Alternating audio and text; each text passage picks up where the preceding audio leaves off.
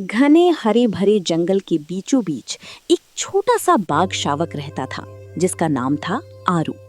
उसकी चमकीली सुनहरी धारियां सूरज की किरणों में ऐसे चमकती थीं जैसे जंगल का कोई जीवित खजाना हो। लेकिन आरू बाकी बाघों से अलग था।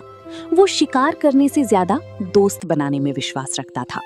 एक सुबह जब कोहरे की हल्की चादर पेड़ों के बीच तैर रही थी, आरू नदी के किनारे खेल रहा था। तभी उसकी मुलाकात एक चंचल बंदर मीको से हुई। मीको पेड़ों से झूलते हुए हंसी के फव्वारे छोड़ रहा था। धीरे धीरे एक विशाल मगर दयालु हाथी गजराज, एक सुंदर हिरनी चंची, रंग बिरंगा तोता टिट्टू और शांत स्वभाव वाला सांप नागू भी उनके साथ जुड़ गए। ये अनोखा समूह जंगल की सबसे अनोखी दोस्ती बन गया। दिन बीतते गए और उनकी दोस्ती गहरी होती गई। वे साथ खेलते, नदी में छींटे उड़ाते और पेड़ों के नीचे कहानियां सुनते। लेकिन एक दिन आसमान अचानक काला पड़ गया। तेज हवाएं चलने लगी और बिजली कड़कने लगी।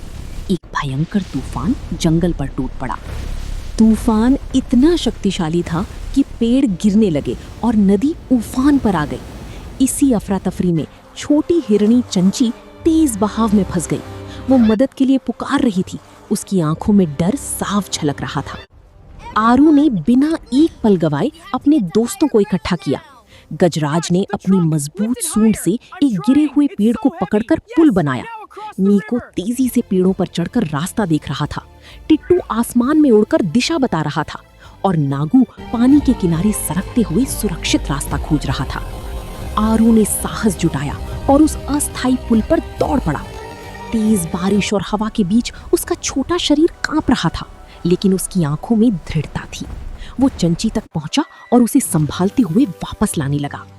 गजराज ने पूरी ताकत से पुल को थामे रखा, जबकि बाकी सभी दोस्त अपनी अपनी भूमिका निभा रहे थे।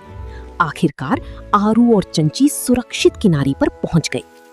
तूफान धीरे धीरे शांत हो गया। सूरज की किरणें फिर से जंगल पर बिखर गईं।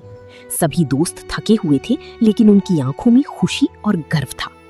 उस दिन आरू ने साबित कर दिया कि असली ताकत शारीरिक बल में नहीं, बल्कि दोस्ती और साहस में होती है।